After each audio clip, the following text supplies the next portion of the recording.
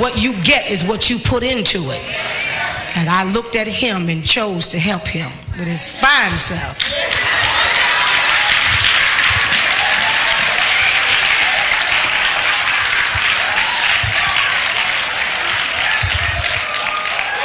I'm telling you, because that's the kind of church we're going to have. Husband and wife is going to show each other love. Y'all ain't going to be coming and looking all stiff with each other. Stop all that fighting and get it right so you can come to church and get blessed. Come on, somebody looking at each other, all roll their eyes at each other and ain't speaking. Come on. Gwen be done walked up on your man and took him while you right in church. Trying to be all spiritual. You got to learn how to minister to your husband. Put that Bible down and put a negligee on and work it. Come on now. That's the Holy Ghost right there. That's right. When a man get home, he don't want no tongue, shandada. He wants some sex and a lot of it. Come on, y'all. You better learn how. Come on, y'all. Somewhere being deep and spiritual and folk taking your husband. I'm going to leave that alone because I didn't come here to preach that tonight. When I get home, I am not Prophetess Bynum. That's right, because the saints got to stop being so timid. You better get them Frederick's magazines and look at them and look at what them women was wearing. I got a whole closet lined up. I said, baby, pick one. Because that's what I'm going to put on tonight. Y'all, pick it out. Come on. The Bible said a wise woman buildeth a house, and a fool pluck it down with her hands, being deep and not knowing when to be spiritual. When the man leave, you get on your knees. When he come back, you get up off your knees and you minister to that man. Because we have a responsibility. I don't care what kind of husband you got. That's your covenant vow. And you have a responsibility to make him feel like he's a wonder when you know he ain't. Come on. Y'all ain't saying nothing. And that's how we miss it. Because the devil will have you concentrating on what your husband ain't. But there's a whole lot of things that he is. And you got to begin to say, baby, that's all right. That's all right. We're going to work on that. But you got to talk to yourself sometimes. You got to look at your husband and say, he's awesome. And make him to know he's awesome. See, because some of y'all women have been a blessing to your husband and helped him, and you ain't let him never made him forget it. And when I found you, you didn't have nothing. When I got you, you didn't have nothing. Stop reminding him of that. Because your job is to build him up. And if you don't make him feel like a man, who is? I'm not here.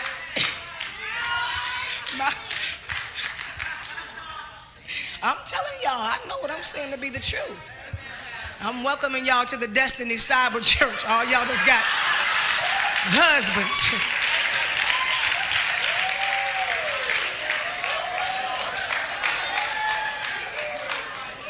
Oh God, I didn't mean to do that. I didn't mean to do that. But it's the truth. Because we're in the church teaching people how to be intercessors, how to be preachers, how to be evangelists. But nobody's training women how to be wives. Come on, saints. And we got to keep it real. I'm not hearing nobody say amen to me right there. You got to keep it real. You got to ask God, God, teach me how. Because I knew how to preach. I knew how to minister. I knew how to speak in tongues. I didn't know how to be a wife. And you got to let God teach you how to be a wife instead of a knife. Every time you turn around,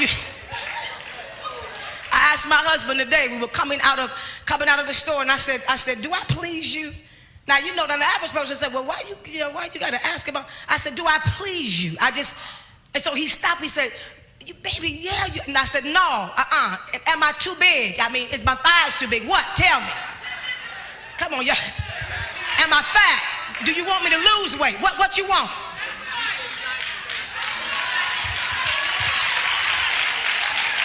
Come on, you just can't assume because you married it's all right. Now me and y'all ain't got to say nothing because I'm helping y'all right now. And I know down in y'all spirit, y'all saying, good God, I'm just so glad somebody saying something. I didn't want to say nothing. Because a lot of y'all husbands don't want to hurt y'all feelings. But some of us need to lose weight. We need to take care of our skin. Because I'm going to tell you, there's a war going on. Because the Bible said at the end there will be 7 women to 1 man. And ain't nobody getting ready to step up on that one. Come on. Because if a woman take your man, you let her have him. Because they always talking about how a man cheat. But a man cheat because he ain't getting what he need at home. Emotionally, spiritually, physically. You telling your husband you don't feel like doing it? That's the Bible. That's the world's way. You don't shut the garage down trying to punish your husband because I don't know why God got me going like this. I ain't gonna give him no sex for 3 days. No, something wrong. That ain't God. Because when he offends you, you get on your knees and you pray. Because I'm telling you, if you close your legs, somebody else gonna open theirs to your husband. Oh, y'all, come on. That's all right. Y'all didn't come here for that tonight, so let me go on to the scripture where I was going. Let me go on to where I'm going. Somebody need to say amen in here. Because the devil is sabotaging too many marriages. Too many. I don't care if me and my husband get into an argument. I'm not going to ever deny my husband what God says is his. I ain't gonna do it. I'm mad at you. I ain't gonna, and don't you touch me. And you ain't getting it for 3 days, and you ain't getting it for 4 days, and you ain't getting it for 5. You keep on doing that kind of foolishness. Because after a while, he ain't gonna want it. Then you're gonna be on your knees talking about pray for my marriage. See, I got a concept about this thing from my first marriage.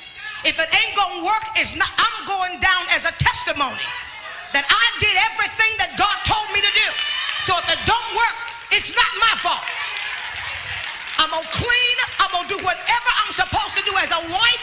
I'm gonna have a record that I can mark down to say I've made an A on this. You want me to cook you a grilled cheese sandwich at 2 o'clock? Yes, sir. Because there was a day when I didn't have no man. Come on, y'all. Come on. Come on. Praying that God give me a husband.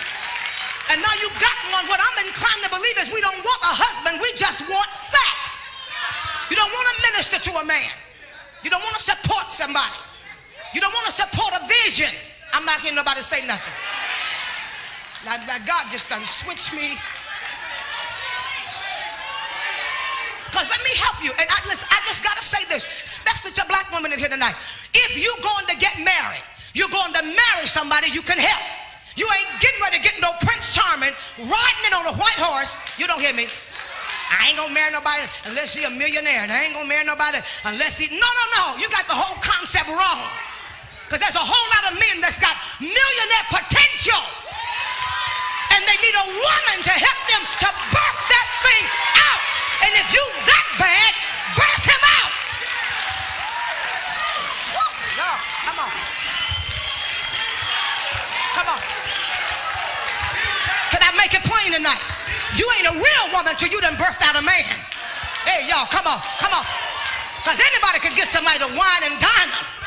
But when I see my husband preaching, I know that's the labor of my hands. I know that my prayers, oh, you don't hear me, you don't hear me. The anointing is on his life because I'm praying him through. Every vision that's unfolding because I'm praying it through. Because what I did was, when we became one, I hooked into the vision that God gave him. And now it's my responsibility as a woman of God to make sure that his vision is birthed out. That's why God gave me the womb. He won't birth it out. Oh, y'all. Y'all sit down. Y'all sit down. Go to Proverbs 31. God done switched me and I'm going with God.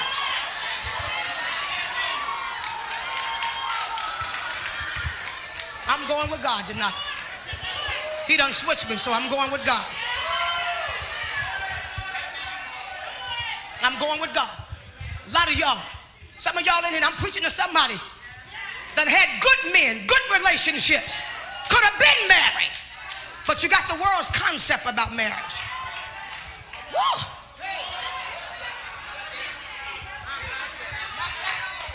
He ain't this, he ain't that. I don't. There is no perfect man.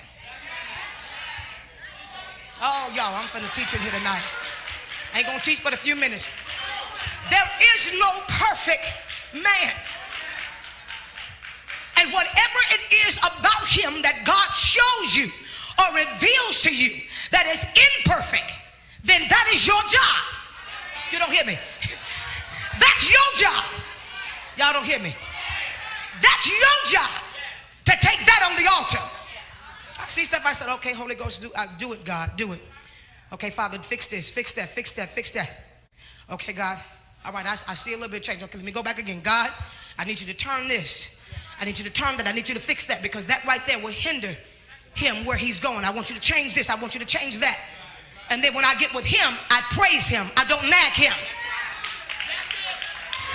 I'm not getting nobody to say nothing. I don't say change that. You make me sick. I don't like that. I tell that to God, and I build him up. You don't hear me? And when I get through praying, then he comes and say, honey, if there's anything that you see in me that I need to be changed, there is your open door. Because a wise woman, everything that God shows you is not meant to be said at that time. Women got a problem, especially black women. We don't know how to shut our mouth. We got to have the last word. Come on, come on, come on.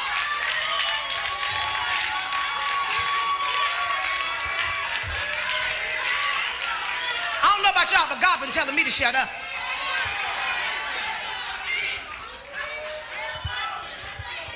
Because see, we got this drive on us where we got to be right, and God don't let us really be right. Then we got to make sure that he know how wrong he was.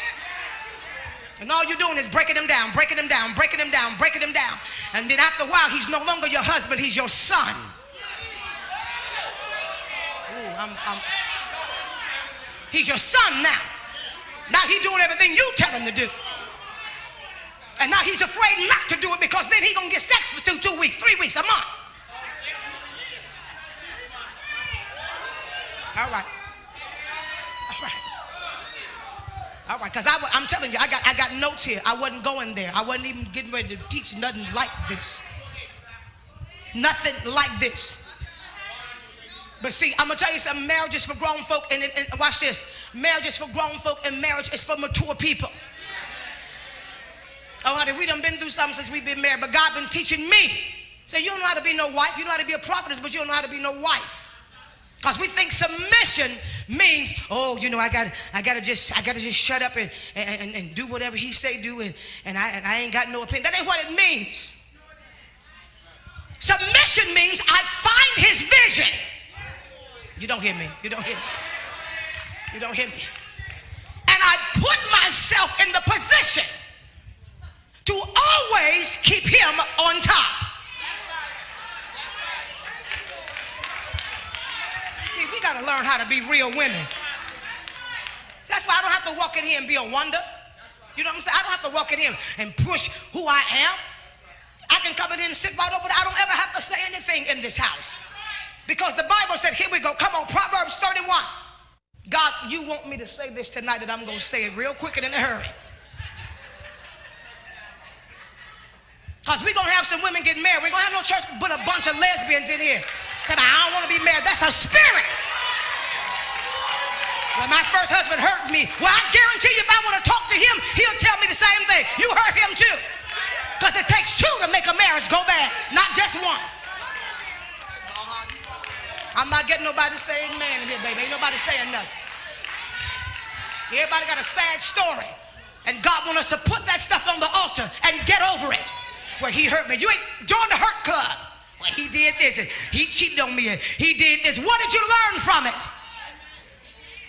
How many years you gonna carry all of that bitterness? Because when you get married, you're gonna carry that same thing into your marriage. And then you're gonna make your second husband feel like he got to pay for everything that happened to you in your past. So instead of you enjoying your marriage, he playing cleanup. Oh, I'm preaching tonight. And I'm not talking about something I heard. I'm talking about what I know. Hello, somebody. Because I thought I was healed from a whole lot of stuff. Yeah, I'm healed. I'm healed. No, I wasn't healed. I hadn't dated nobody in 15, 20 years. I wasn't healed. And when Bishop came, all kind of stuff started surfacing. I said, okay, where is this coming from now? Well, I thought, I didn't know I was still hurt over this. My husband loved me. He don't mind me. We was driving down the street one day and we was just having some heated fellowship. That's what we call it. We call it fighting. We call it heated fellowship.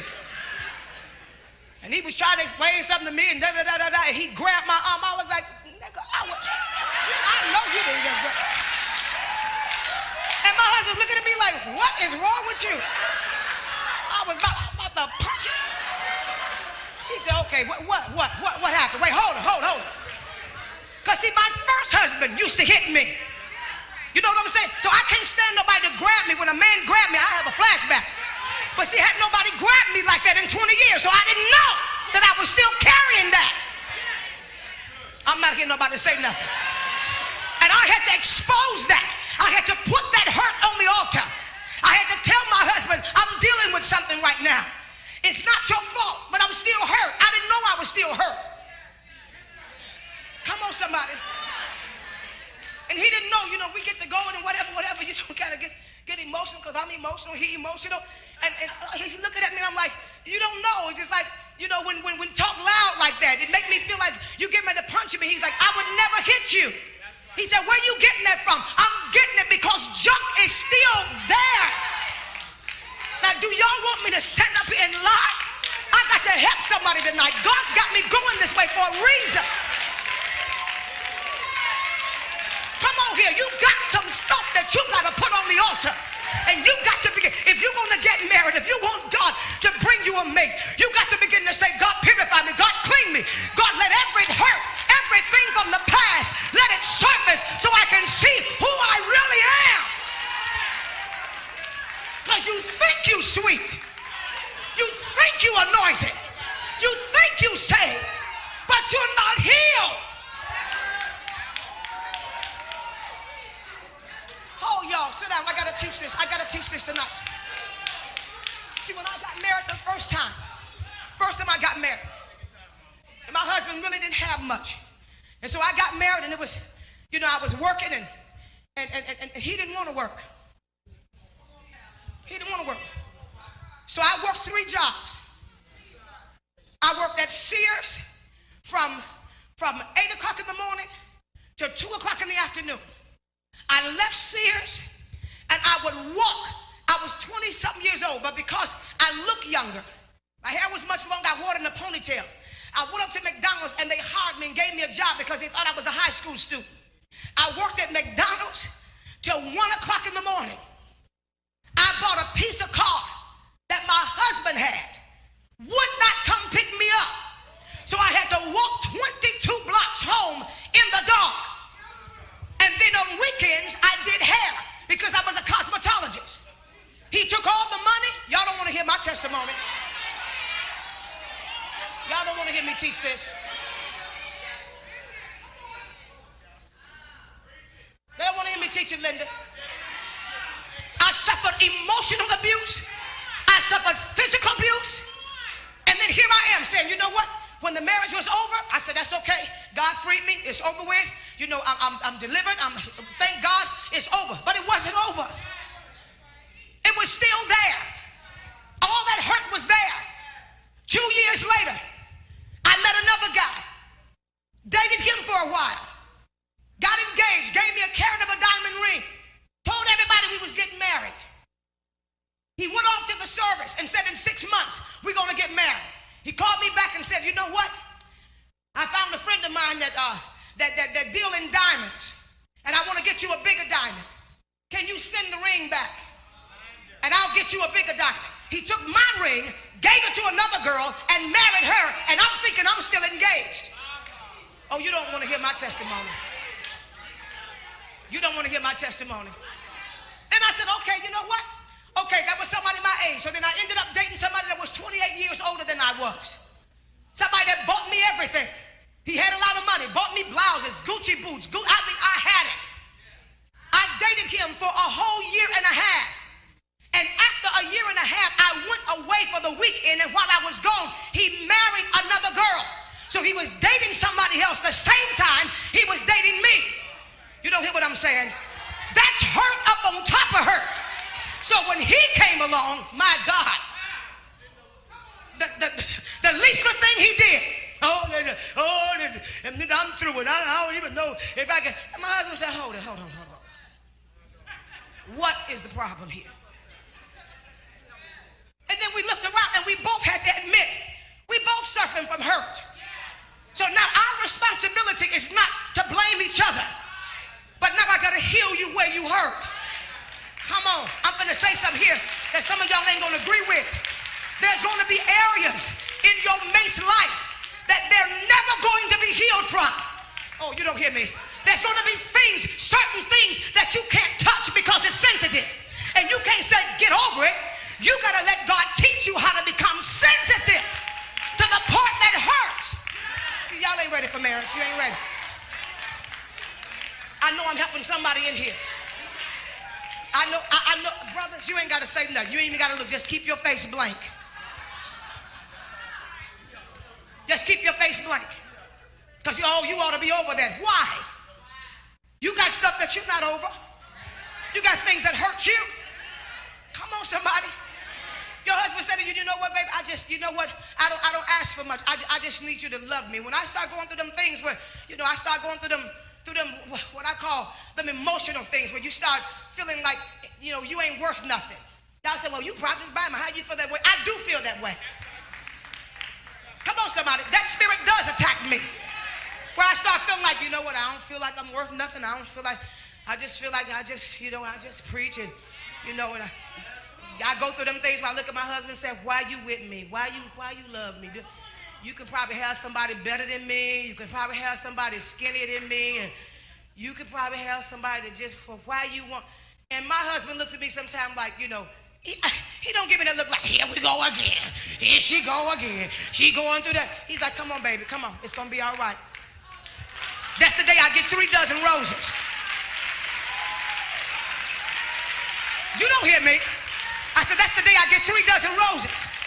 That's the day he'd leave this office and jump on a plane and come to where I am and spend 1 hour with me and turn around and come back. Come on. Okay. Let me just read this. Somebody say, you helping me. Somebody say, you helping me. There's ain't gonna be no single kingdom. Everybody here single. Don't nobody want to get married. Everybody got attitudes and stuff. God's got somebody for you. I said, God's got somebody for you. And if you're in here and you already married, he wants you to straighten your marriage out. He wants you to take it to the next level. Oh, y'all, come on. Well, you don't know we've been married 10 years. Spice it up, baby. Get it back hot. Tell your husband, tell your wife, okay, what we got to do? What we got to do to make it hot? Okay, y'all. Honey, they ain't ready. They are not ready. They are not ready. You ask your husband, what do you like? What you want me to do? How you want me to dress? How you want me to look? Why y'all look at me like that? Because you know why? The church don't talk about stuff like that. And that's why we got more marital problems in the church than we do out there in the streets. Statistics prove that divorce is higher in the church than it is in the streets. Going to bed looking all crazy.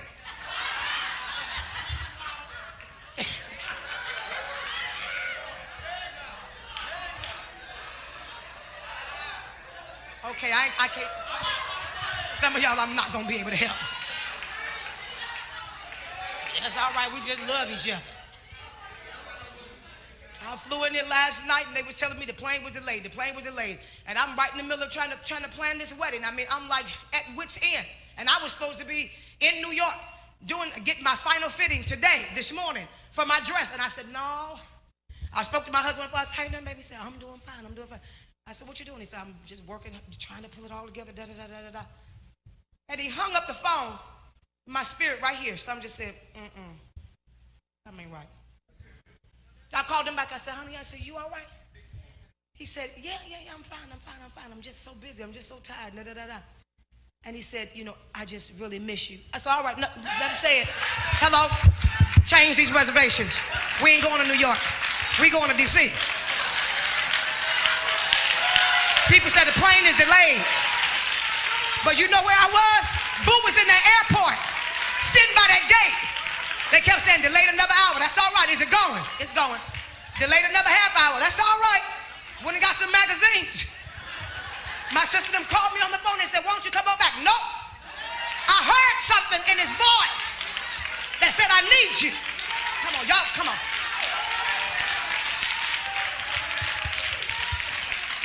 Plane didn't take off till after 11 o'clock. I didn't get in here till 1:30 in the morning. I said, baby, I'm here. He said, well, I'm on my way back from Delaware getting my hair cut. I'll be there in an hour. I said, all right. I went in there and lit all them candles. Put on my little cute stuff. When he walked in the door, I said, yep, here it is, right here. Come on. All right, y'all.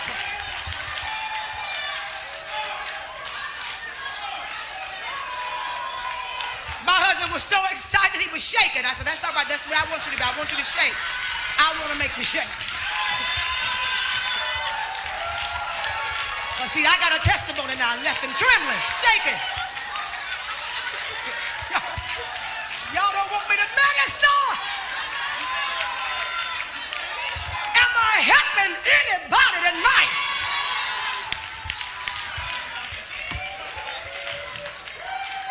We're going to have us a married women's class. But we're going to talk about some real sex. And some of y'all ain't doing it right. Mama got to help you. All right. Welcome to the real world. That's why he coming here preaching and happy. That's why he be ho! Like I got him hollering like that.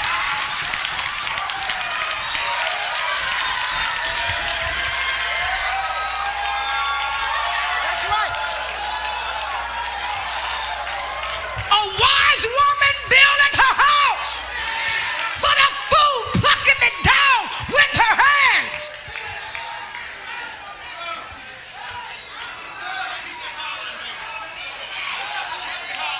See, you wouldn't be insecure if you handle your business. You wouldn't be worried about what he's doing if you handle your business.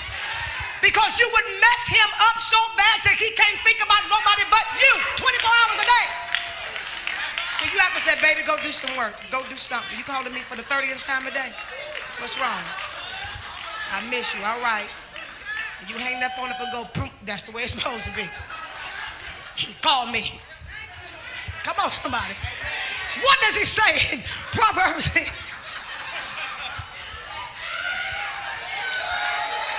Am I teaching?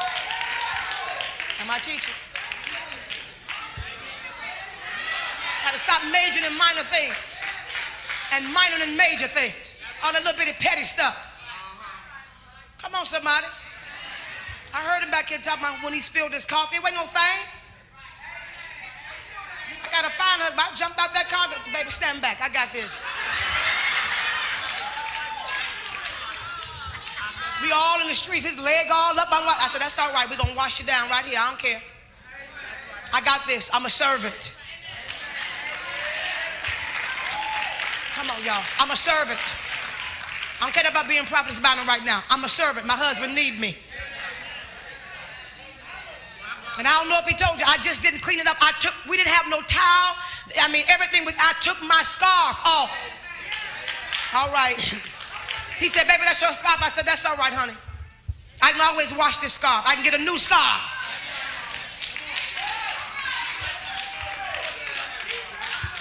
Tell somebody it's the little things. It's the little things. It's the little things. Touch your neighbor, tell your neighbor, it's the little things. It says in the 10th verse, a capable, intelligent, and virtuous woman. Who is he who can find her? She is far more precious than jewels, and her value is far above rubies or pearls. The heart of her husband trusts in her confidently and relies on and believes in her securely.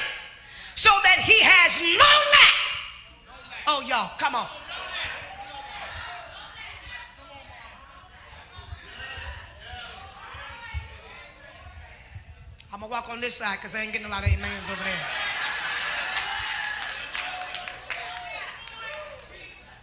See, a lot of women say, oh, I feel so insecure. So does men. So does men.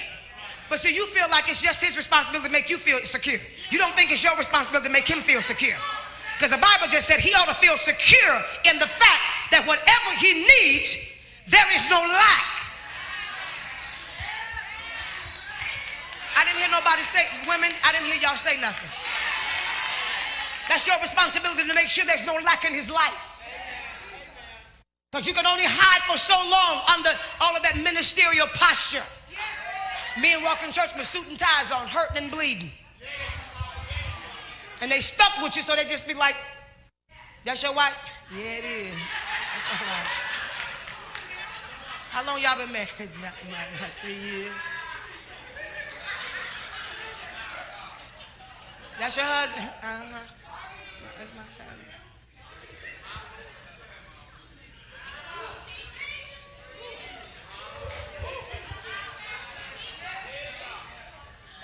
Something wrong, saints.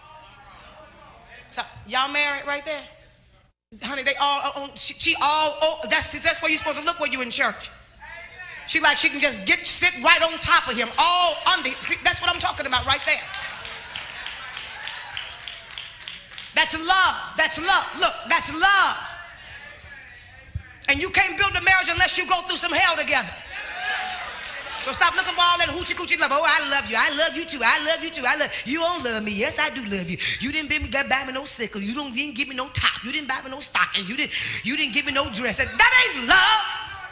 Love is when you walk through those hard times together.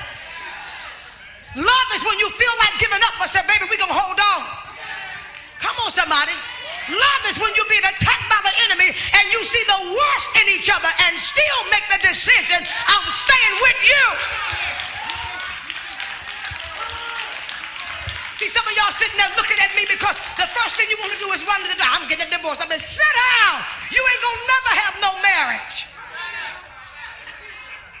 And nobody said it's easy. Yeah, it's hard. Two people are coming together as one. You ain't got no trouble, you ain't got no marriage.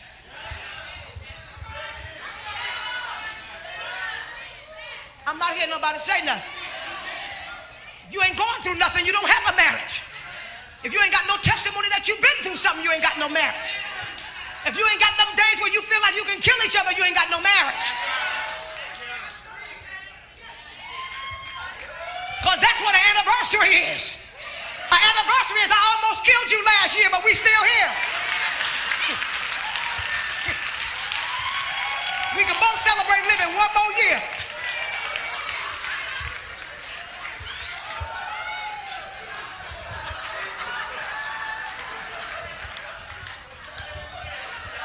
Come on, this is home. This ain't the road, this is home. This is new destiny. You my children, I'm your mama.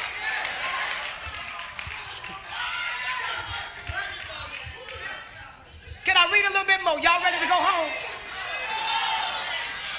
See, you look at marriages like my mother and them. Been married for 47 years. His parents, 60 years. His grandparents, 60-something years. 62 years. I said, God, what is the key to making it work? Because I want to make it work. Come on, saints. But we quit for everything. Because we are a microwave generation. We don't want nothing. We don't want to work for nothing. We don't want to work out nothing. Oh, y'all, come on. All I need is 3 sisters to go with me tonight. All I need is 3. All I need is 3 that said, teach me. Because see, God began to teach me. I didn't know this was going to turn into this kind of class tonight. I don't know what I'm doing tonight.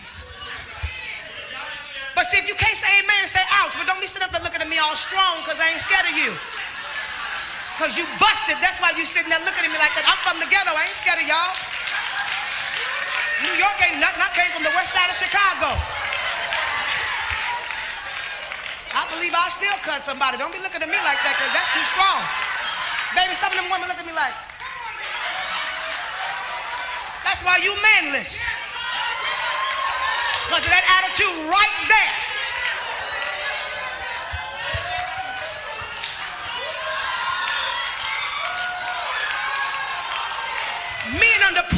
way. And you got a bad attitude, that's a quick way to get your head knocked off, because they already being depreciated in society.